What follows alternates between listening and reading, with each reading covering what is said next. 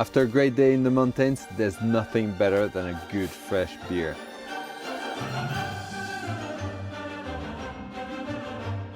Today, Chris, master brewer at White Frontier, is going to give me the best après-ski in the world. He's going to teach me how to brew my own beer. How are you, man? That's really good. Yeah? Yeah, you should go and get a little line in there.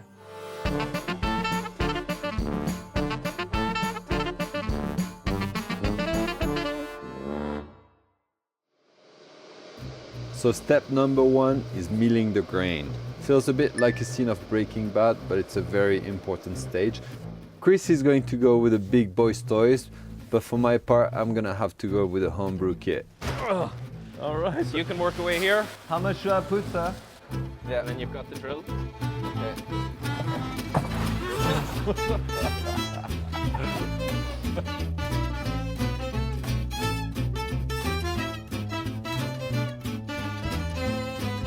So step number 2 is going to mix the grist with the water. And at this point, it's the temperature that's really important. We've chosen 64 degrees today so that we can have the maltiness of the Munich come forward, but still finish as a very dry beer. So this is your machine and this is mine. Exactly. It's not very fair. All right, let's get cooking. We're gonna do this at 64 degrees for 1 hour. We've done our mash. We heat it up to 78 degrees to stop any enzymatic activity. Okay. So now we want to separate the grains, which will stay in here, pass through the filter bed in the bottom, and then come into the kettle.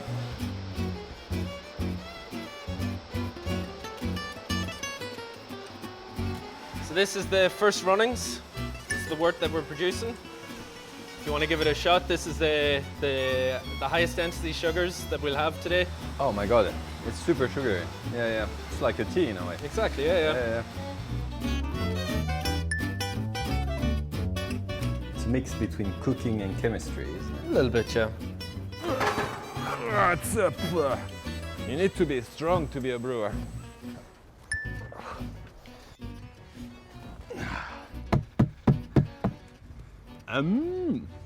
For the cows.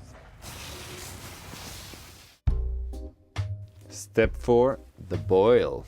Evaporate off some water, sterilize things, and make sure we got good work to give the yeast to eat. Shit, it's boiling. What do we do?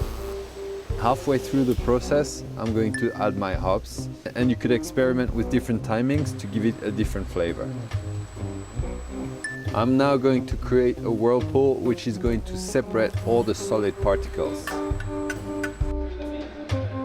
Step 5, fermentation. So this is our fermentation tank. It's basically a mini version of one of those, all those. You need to start small. All the wort is going in that machine. That's the heat exchanger. It's cooling down and going in the fermentation tank. Brewing is just a part of it. It's the yeast that makes the magic happen. So the sugary wort mixed with the yeast is going to create the alcohol and the fizziness, and hence the magic and the deliciousness. So now we've got 3 weeks for the fermentation process to happen. During that time, quality control is going to be key. That means checking temperature, pH, and density of sugars to make sure that the yeast are doing their job and that we're getting a great beer. Here she comes! So we've just brewed an American Amber Ale. Now it's time to test it.